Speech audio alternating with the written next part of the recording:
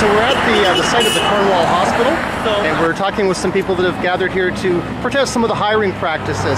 What is your name, ma'am? My name's Lori Brancho. Lori Brancho. And what brings you out on this fine day? Well, basically the hospital's hiring policies, I guess you could say. Right. Not only the hospital, but it's been going on for a long time. Dr. Tombler, thank goodness for him. He's brought this to the surface again, and a lot of people, I think, are starting to catch on, and they're starting to realize that, hey, we have to stand up and do something. A lot of people in Cornwall, there's unemployment.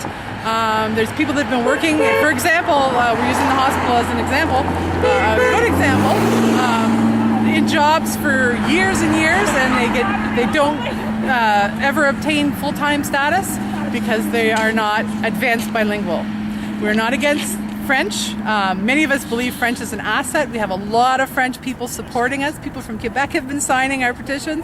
But not everybody is at advanced French level, and that's our main concern. The English, considering there's about a 95% English in the population and 5% that don't speak English, I think it, as another quote in one of the other papers, it's just skewed. If I'm understanding you correctly, this is a justice issue. This is about fairness and employment and fairness in all aspects, recognizing that Anglophones are the majority of the population both in Cornwall and in Canada. Is that what you're saying? That's exactly what I'm saying. I used to work at the Ottawa Civic, and when I worked there, they had a list of staff that spoke different languages, and if they needed somebody who spoke Italian or whatever it may be, they called upon that person. They didn't require that everybody be French. What about the natives?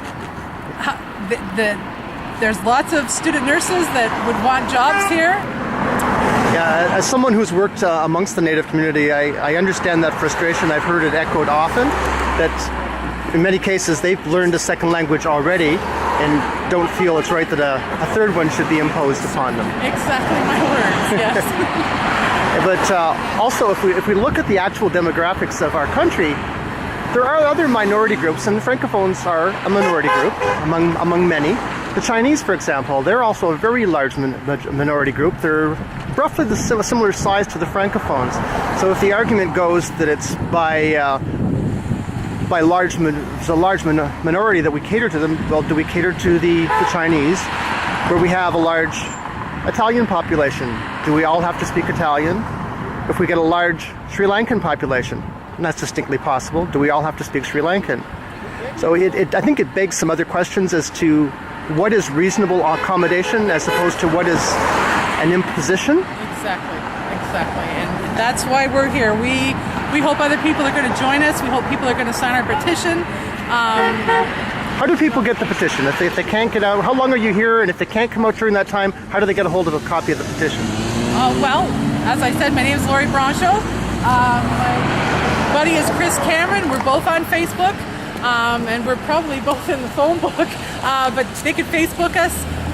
We will be going around the community. We will be here during the weekdays, and perhaps down the way there may be some other rallies or protests in the public that will be prearranged, a date to be announced, and at that point people will be able to sign as well. But they're welcome to get at us through our Facebook or through my own phone number. I'm in the book. Okay. And I'd be glad to bring the petition to them, because that's how strongly I feel about it. It's actually Lori Iwaknik Brancho. Right. The group's planning to be here the rest of this week, so today, tomorrow, and weekdays next week. I'm not sure. Chris, you're not here tomorrow, are you? I actually have to work for a little bit tomorrow. Yeah, he's working tomorrow. He's had a lot of days off doing this. But some of us part-time may be out, and we will be out in full force next week. And we'll be gathering signatures. So, like I said, this weekend I'm off, and I'm happy to make arrangements for me to go down and have you do a quick sign and state your cause. Okay. Lori, thank you very much for taking the time to speak with us at Cornwall Free News. Thank you. Appreciate it.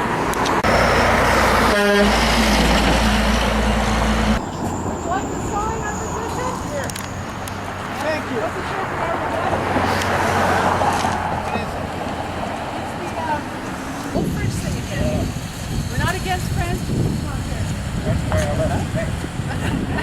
Oh no. Thank you. Okay. Thank you, sir. Good didn't hear it, the man said that's exactly why he left Quebec, because of this type of behavior. That's what he said.